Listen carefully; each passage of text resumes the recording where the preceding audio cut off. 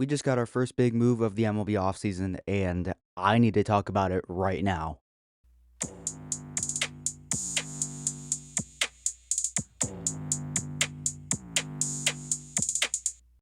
Welcome back to another episode of Talking Sports Instant Reaction Edition.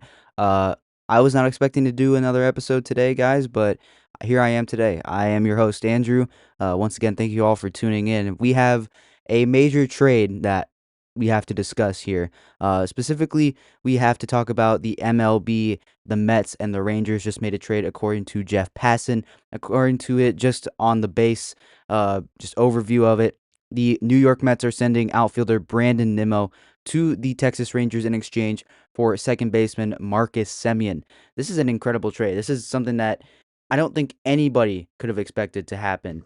I mean, the Mets, I'm going to break it all down, guys, but this is something that was completely out of the blue. We had no idea that the Mets were even considering trading Brandon Nimmo, or the Rangers were even going to possibly be considering moving on from Marcus Semien. I mean, the Rangers are trending down at this moment, but I didn't think it was going to come to this, where one of the two guys, either Seager or Semien, would be off the team at this point. So, incredible stuff. Major breaking news that I'm sure that will be talked about for a little while hereafter. But for right now, I just want to say that this is a weird trade automatically. And I'm going to break down each player, starting with Brandon Nimmo. And I'm going to talk about Brandon Nimmo. He has a new contract that he signed back in 2023. It was an 8-year, $162 million deal. So he's basically getting about $20 million a season until 2030, when by the time he'll be age 37. In 2031, he'll be a free agent once again. So at this point in 2026, he is now going to be entering his fourth year of this new deal. He has four more left to go. So this is a very interesting thing. Another thing that came with this contract is that it had a full no trade clause. But according to Jeff Passan, it was most likely that he did waive that, so this trade could go through. Had a bunch of other bonuses and stuff in there as well. So, yeah, absolutely. Yeah, I'm just very confused by this overall, like why the Mets will be doing this and why the Rangers will be doing this. This year in 2025, Brandon Nimmo had a 262 batting average, 25 home runs, 92 RBIs with an OPS of 760. And overall for his career, he has a career 262 batting average with a 802 OPS as well. So Brandon Nimmo across his career, which has been at this point been about 8 seasons, he's been a very solid hitter at this point. I mean, again, 262 batting average, 802 OPS. Been a very solid hitter. He's been averaging, I would say, about 20-ish home runs per season. He's really started to pick that up over the last couple seasons. Since 2022, he had 16 in 2022, 24 in 2023, 23 in 2024, and then 25 in 2025. And 2023, that season, he batted 274 with an 829 OPS, and that's what got him that really big contract with the New York Mets. So Brandon Nimmo, all things considered, is a very solid outfielder, maybe not quite as dynamic in the defensive side of things in the outfield as he has been. So that is a interesting stat to note for the Texas Rangers. But overall, Brandon Nimmo is still a very solid and capable outfielder that the Texas Rangers are bringing in. Now looking at Marcus Semien, his contract right now, he's going to be entering into his fifth year of his new contract, which will be running up at the end of the 2028 season when he will be 37. He signed a 7-year, $175 million contract with the Texas Rangers back in 2022. Basically, he's getting about $25 million on average until 2028. In 2029, he will be a free agent, entering his age 38 season. This year, or he made $26 million. Next year, he'll be making 26. 2027, he'll be making $26 million. And then in 2028, his final year, he will be making $20 million as well. Excuse me. Now, looking at the stats for Marcus Semien, let me just pull them up real quick because I'm just responding to this in real time. So just give me 1 second here, guys. All right. So this season, Marcus Semien missed a bunch of time due to injury. Only the second time this year that he actually in his career that he was injured. He spent a significant amount of time on the injured list. Marcus Semien in 470 at bats, batted 230, 15 home runs, 62 RBIs, and a 669 OPS. Nice, I guess. And Marcus Semien's been doing this a long time. I mean, his first full season was back in 2015 with the Oakland Athletics after 2 seasons prior with the Chicago White Sox in two small stints as well. So he's been with the Texas Rangers. He was a part of that World Series team in 2023, along with Corey Seager, Jonah Hyman, Dolis Garcia, who Jonah Hyman and Adolis Garcia all got non-tendered a couple days ago. I talked about this in the last main episode of Talking Sports, so if you haven't seen that one or listened to that one in this case, go check it out. It will be the most recent one before this one. So for Marcus Semien, this was a down year for him. He has steadily been declining. Last year, he did make an all-star team with the Texas Rangers, hit 23 home runs, had 74 RBIs as well, but only batted 237 with a 669 OPS plus. Same with 2025, very similar numbers as well. I think he did also miss a bigger chunk of time.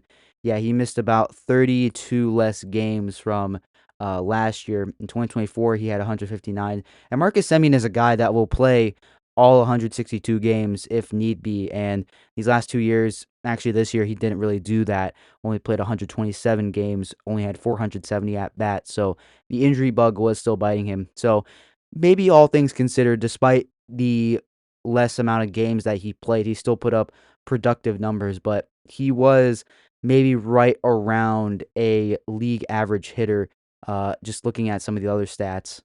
The other thing I'm going to be looking at statistically for both these guys is OPS plus, and basically that is the scale of how each player is on a scale, like to compare them with the average hitter. So on this scale, 100 is the average MLB hitter, and this year Marcus Semien was 97.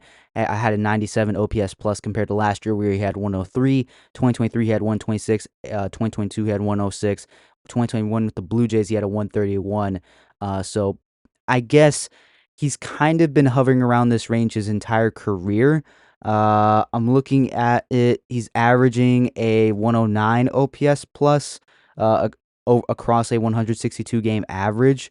But across his entire career, he has about a 109 OPS plus. So a little bit of a down year for Marcus Semien, but for Brandon Nimmo, he had a 113 OPS plus. He has consistently been a 113, a 114 OPS plus. So I would say Brandon Nimmo has been a better hitter than Marcus Semien these last 2 years, at least these last 2 years. Last year, took a little bit of a step back.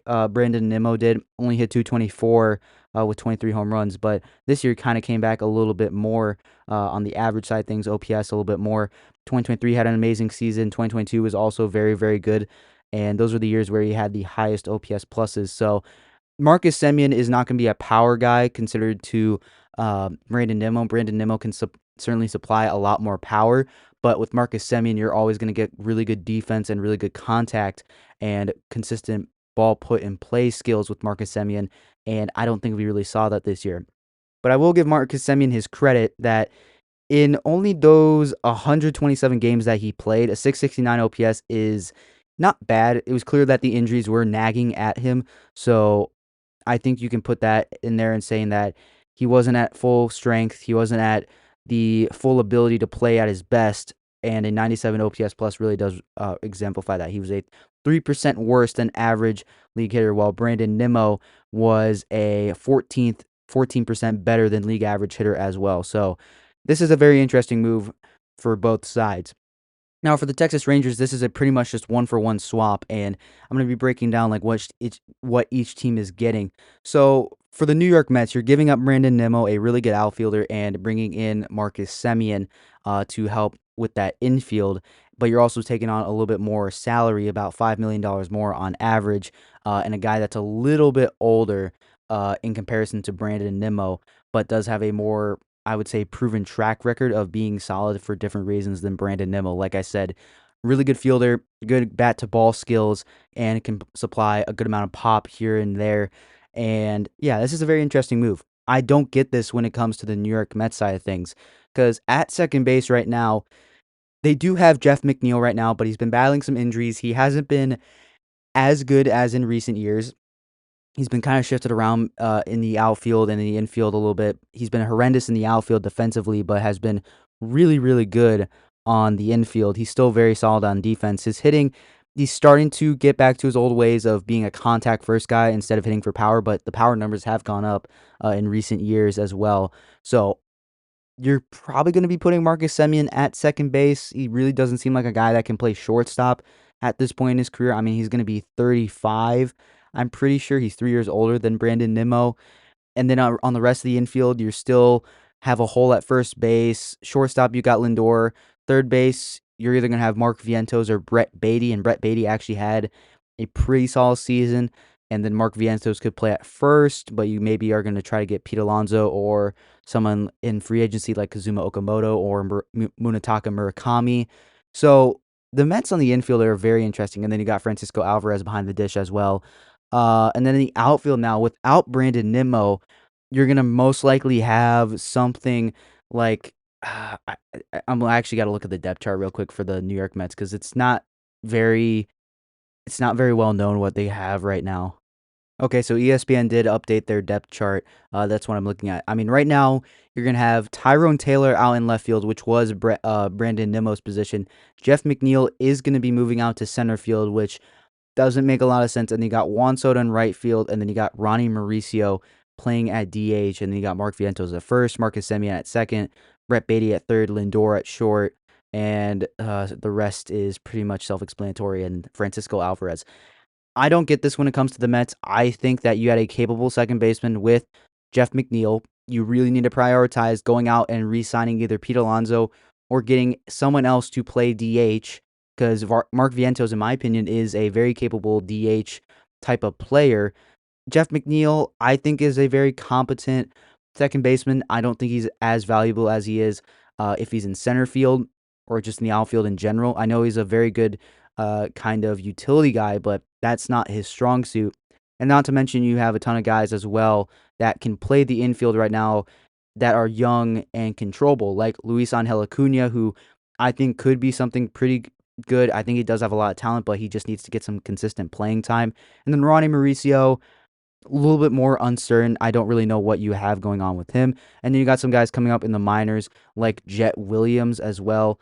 So I think he could be a guy. You got Ryan Clifford as well. Carson Benj are coming up as well. So maybe the Mets are going to maybe see if they can give Carson Benj an opportunity next year because I really think that having Tyrone Taylor out in left field is not who you want to have as your starting left fielder. So I feel like they may be doing that to give him an opportunity.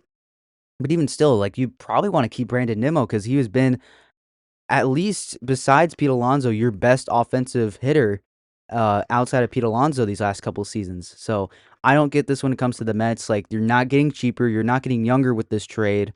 So, I don't think this is a good move by the Mets at all. Getting a guy that's older hasn't been hitting as good as Brandon Nimmo. Yes, does play a little bit better defense, but at the end of the day, the Mets aren't a team that are going to win games with their defense. I That just doesn't make a lot of sense. And you're having now a hole out in the outfield. Realistically, actually two, because now you got Tyrone Taylor and Jeff McNeil. And Jeff McNeil not as valuable as a player on the defensive side of things when he's playing in the outfield. It's a very confusing trade overall. And now looking at the Texas Rangers, I think that the Rangers low key might have actually just fleeced the New York Mets because now looking at their depth chart, it's still not great, but the Rangers I think are setting themselves up for a little bit better of a position. So looking at the depth chart on the offense, have a hole at catcher because Kyle Higashioka I don't think can be a guy that you're starting every single day. First base, you have Jake Berger. I think Jake Berger is a really good first baseman, good power bat as well. And who knows, the Rangers might go out and sign someone else, but the way that they're kind of moving on from Marcus Semien makes me think that they're a little bit of a tight money situation, so they may not be in a position necessarily to go out and get someone for first base, so they might just have to keep rolling with Jake Berger. Second base, big question mark. I mean, you have Cody Freeman over there, and looking at his stats, I mean, he has 600 OPS in limited appearances, so I don't think the Rangers are going to really want to roll with him. They do have some guys like Ezekiel Duran, Josh Smith.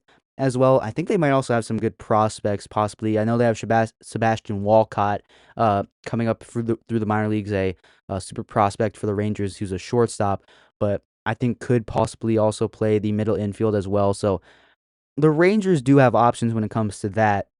And then you got Josh Young, who I think could have a bounce back season at third base for the Rangers. You got now uh, Brandon Nimmo at left field. You got Corey Seager at shortstop, Evan Carter in center field, and Wyatt Langford in right field.